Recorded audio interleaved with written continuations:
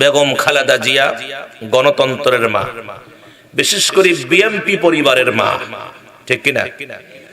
আজকে সকলেই হতবাক, সকলেই কি আজ হতবাক হয়েছে। বেগম জিয়া আজ সকাল ভোরে 6টায় শেষ নিঃশ্বাস ত্যাগ করেছেন এবার কেয়ার হসপিটালে। আমরা ব্যক্তিগতভাবে আমরা মন থেকে তার জন্য দোয়া করছি। তিনি ইসলামে অনেক অবদান রেখেছেন। ফ্যাসিস্ট এই সরকার যখন আলেম ওলামাদের উপর অত্যাচার, অনাচার, অবিচার করেছেন, তখন কেউ কথা না বললেও বেগম খালেদা জিয়া দৃঢ় কণ্ঠে তিনি প্রতিবাদ করেছেন।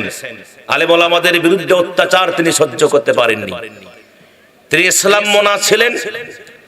শুধু তিনিই না, তার যে স্বামী এই বাংলাদেশের সফল রাষ্ট্রনায়ক ছিলেন, নামটা কি জানেন আপনারা? কি নাম? হ্যাঁ, জিয়াউর রহমান।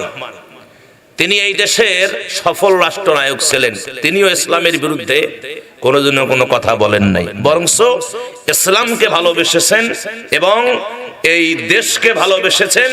শুধু তাই নয়, ইসলামের পক্ষে দাড়ি টুপিওয়ালা আলেম ওলামাদেরকে ভালোবেসেছেন, তাদের পক্ষে তিনি ছিলেন।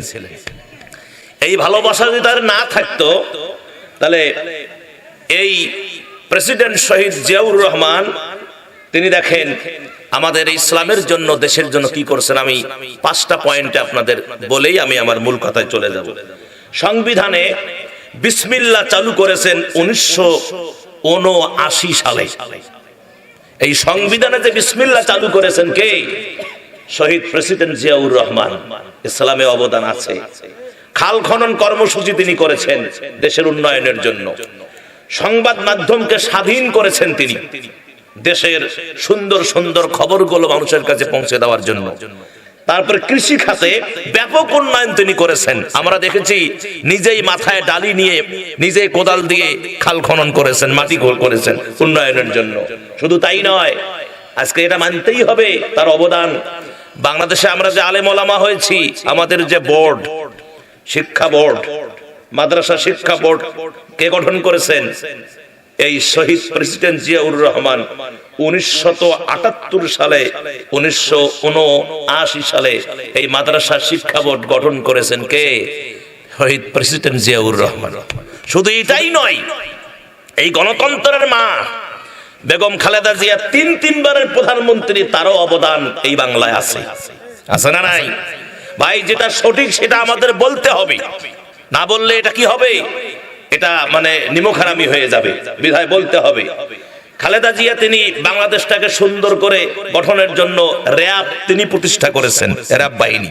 তারপরে আসেন দুর্নীতি দমন কমিশন, খালেদা জিয়াই প্রতিষ্ঠা করেছেন। তারপরে আসেন বিপুল পরিমাণের সেতু, মানুষের চলাচলের পানি নিষ্কাশনের জন্য বিপুল পরিমাণ সেতু নির্মাণ করেছেন। নারীদের অনৈতিক শিক্ষা তিনি অবৈতনিক শিক্ষা, নারীদের অবৈতনিক শিক্ষা, এটা কে দিয়েছেন? খালেদা জিয়া দিয়েছেন। শুধু তাই নয়, নারী উন্নয়নে খালেদা জিয়ার অনেক অবদান আছে। তা আমরা এই বাংলাদেশে একজন আদর্শবান নারী, একজন সুন্দর মনের একজন নারী আমরা আজকে হারিয়ে ফেলেছি। কিন্তু তাকে নিয়ে আজকে অনেক রাজনীতি চলছে। কেউ বলতেছে যে 15 দিন আগে সে মারা গেছে, কেউ বলতেছে 14 দিন আগে মারা গেছে, কেউ বলতেছে 10 দিন আগে মারা গেছে। এটা বিএনপি পরিবার নাটক করছে। আমি বলবো নো, একটা মৃত্যু মানুষকে নিয়ে এই নাটক হতে পারে না। কথা বলেন, এরা যে যে উদ্দেশ্যে বলেন না কেন, এটা আমরা মানতে রাজি না। আমার ভাইয়েরা এসে এটাকে ঘোলা পানিতে মাছ শিকারের একটা প্রতারণা চলছে। আমার সম্মানিত ভাইয়েরা, যে যেই বলুক না কেন, যেহেতু আজকে সকাল 6টায় তিনি ইন্তেকাল করেছেন, আমাদের বাংলাদেশের মানুষ তার জন্য আমরা প্রাণ ভরে দোয়া করব। আল্লাহ যেন তাকে জান্নাতের উঁচা মাকাম দান করেন। আলেম ওলামাদেরকে যে এত ভালোবেসেছিলেন, আলেম ওলামাদের যে অবদান রেখেছেন, ইসলামে যে অবদান রেখেছেন, এটাকে ওসিলা করে আল্লাহ যেন তাকে জান্নাতুল ফেরদাউস নসিব করেন। আরো জোরে কোন আমিন। একটু মনে সংকীর্ণ আছে নাকি? এ ভাই, কেউ মারা গেলে সমস্ত দুঃখ বেদনা কষ্ট মন থেকে ঝেড়ে ফেলে তাকে মাফ করে দিতে হয়। এটাই হলো মুসলমানদের কি, এটাই হলো মুসলমানদের পরিচয়।